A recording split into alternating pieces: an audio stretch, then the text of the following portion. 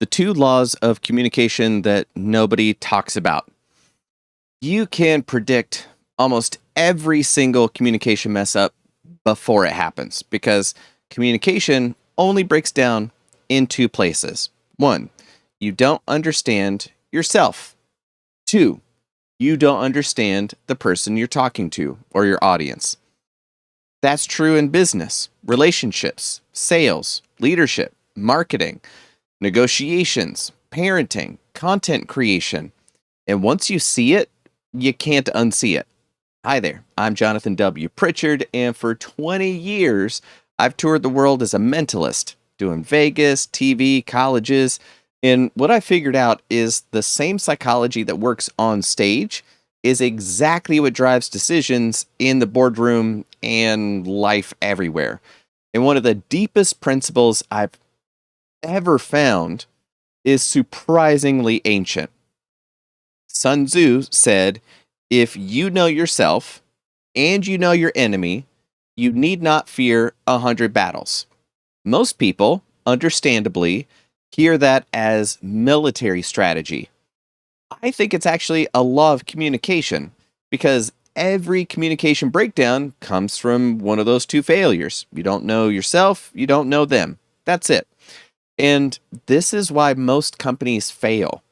Not because they're lazy, not because they lack talent, but because confusion upstream creates chaos downstream. And that's what we're unpacking right now. And by the end of the video, I think you'll come to understand why some people seem almost psychic in conversations, while other folks always feel misunderstood no matter how hard they're trying. Right? So, section 1, know thyself. Most people think communication starts with words. It doesn't. It starts with identity. Who are you? What do you actually believe? What game are you playing? What do you want? What do you stand for? Most communication problems are actually identity problems wearing a communication costume. You see, this is everywhere if you know what you're looking for.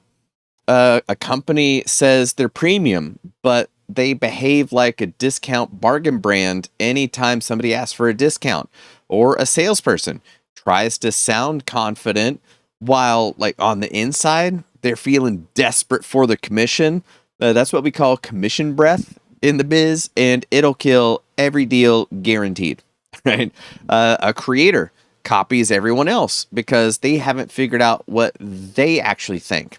And don't get me wrong, like I understand everybody starts copying somebody else. I remember in 3rd grade, I would trace G.I. Joe comics, and later I went to college for art.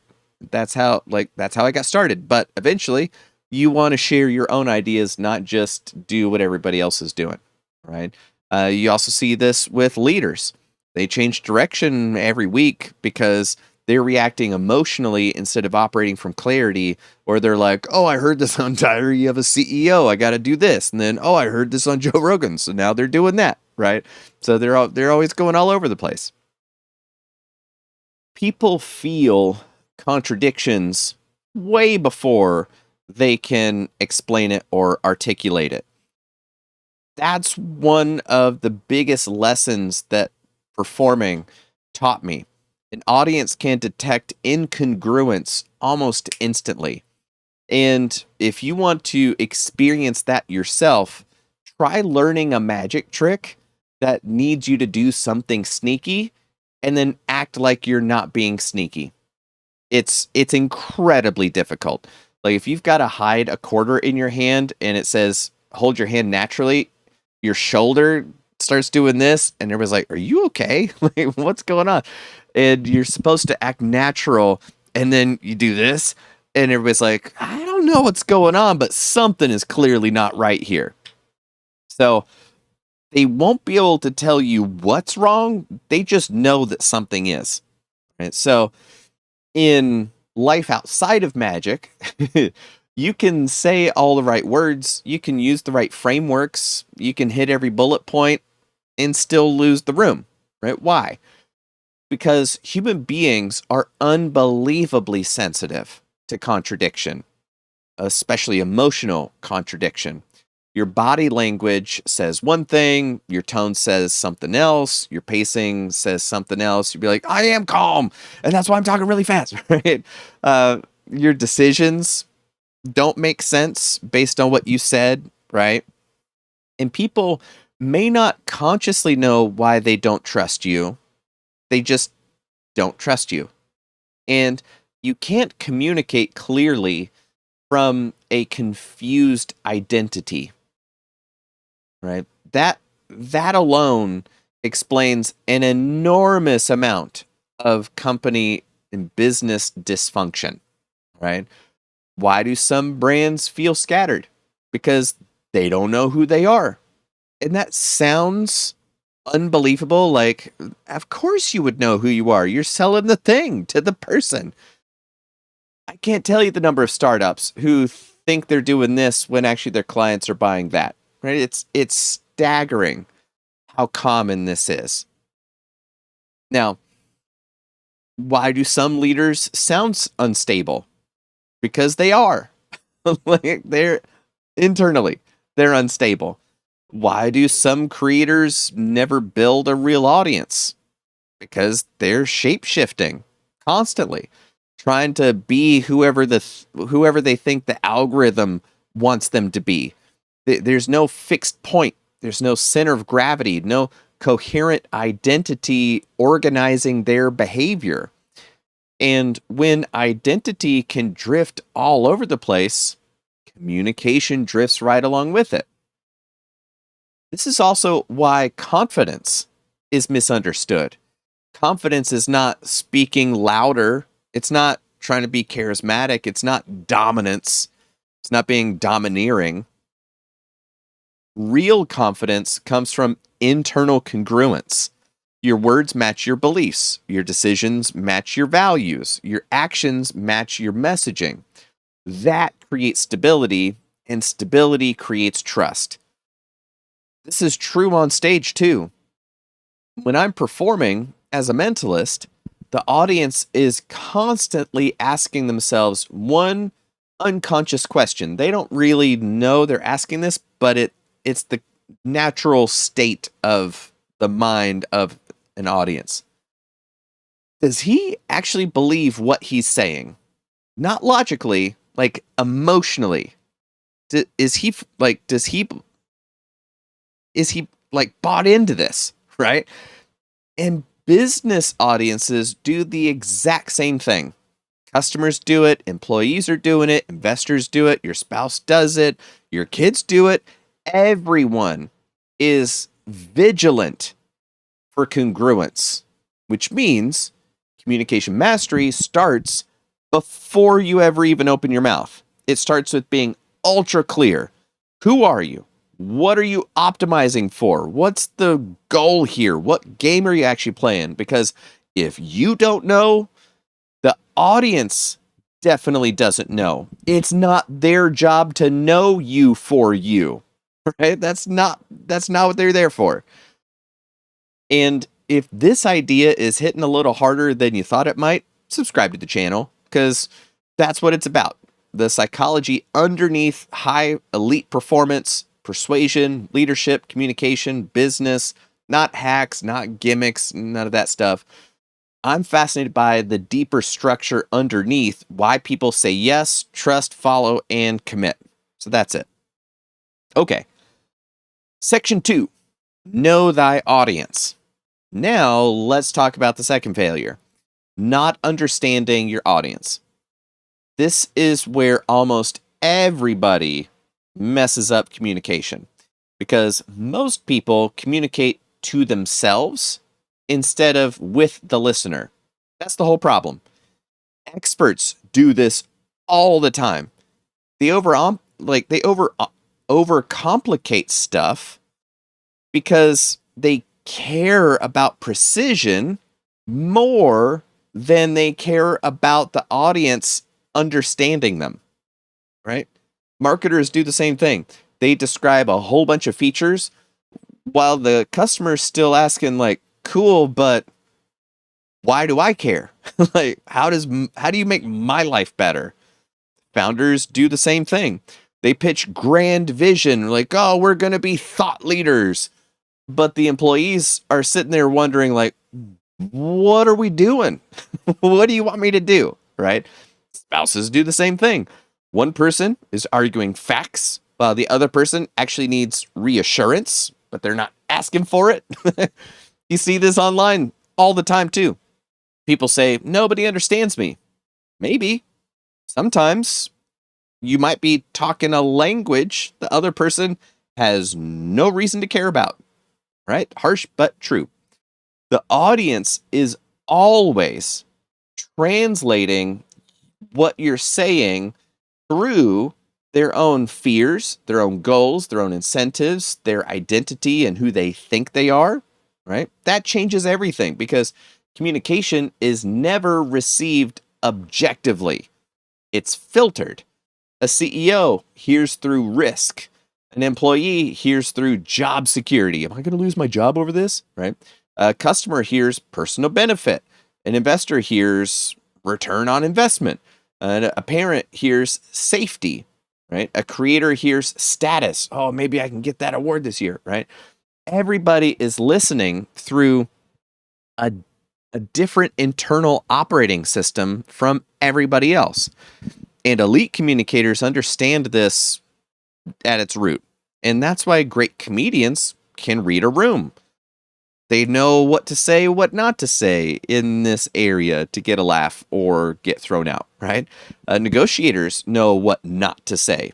Great salespeople ask way more questions than they answer. And great leaders know how to frame the exact same information different for this group than this group. Not manipulatively, just strategically, right? Because communication only works when it connects to the reality of the audience. And this is where a lot of smart people accidentally screw it up, all right? Intelligence, unfortunately, often creates massive blind spots because once you know something, it becomes difficult to impossible to remember what it feels like to not know that thing or to see the world knowing that detail about it. That's why experts overwhelm people. That's why consultants just speak in jargon instead of just saying it plainly. That's why technical founders struggle to market their incredible developments, right? They're speaking from their reality instead of working within the audience's frame of understanding. But persuasion always happens in the mind of the listener, not the speaker. And once you understand that, communication becomes much simpler. Not easier, simpler. Your job stops being, how do I sound smart? And instead it becomes, how do I help them see this clearly? Very different game. Okay. Section 3. Why most companies drift. Here's why.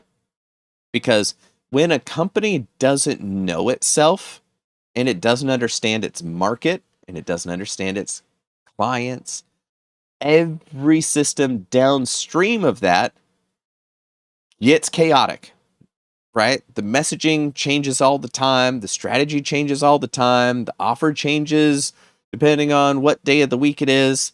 The culture, if you could call it that, is confused. The team loses trust that the company is even going to survive. Execution slows way down. Meetings explode at a geometric rate. The calendar just gets full of doing nothing, right? Everything starts feeling heavier than it should because there's no fixed point organizing the system. That's the entire reason I built the fixed point method. Not as another business framework, but as a way to stabilize decision making at the root. Right? Because identity drives direction, direction drives systems, systems drive execution, directs the activity, the action. What are you doing today, every day? And if the upstream assumptions are not clear or incorrect, everything downstream gets real expensive, right? That's why companies can have brilliant employees still feel chaotic, right? Why talented creators burn out, why marketing teams produce a whole bunch of stuff that never really does anything. It's why leadership teams feel like they're constantly pivoting, right? They're trying to solve execution problems that actually started way earlier in identity and audience understanding, or maybe I should say misunderstanding the audience. Okay. You can't out execute structural confusion. You can't. That's the trap. Most people think the answer is more effort, more meetings, more tactics, more productivity systems. But if the foundation is busted, you're just accelerating how fast the wheels are going to fall off this thing. That's it. You're just increasing friction. The whole thing burns to the ground and you're done. Section 4, the payoff. Now, there is good news. Okay. When identity becomes crystal clear, you know who you are, what you're about, and who you help, and all that stuff, and communication lines up with reality, what you say sets the right expectations for what you're about to do, and then you do it. That's cool. Everything speeds up. Decisions speed up. Sales get better, faster. Leadership stabilizes. Teams trust the direction. Messaging gets simple. Execution gets a lot easier because integrity is structural. That's the part that most people miss. Alignment is not motivational fluff stuff. It's not touchy-feely. It's operational efficiency. All the parts are integrated to accomplish one goal, right? So when people know who they are and they understand who they're speaking to / with, communication starts compounding instead of fragmenting. And suddenly, things that felt real complicated get super obvious, real easy. Well, not easy, but clear, okay? That clarity changes everything because the highest leverage point in communication is not technique, it's truth.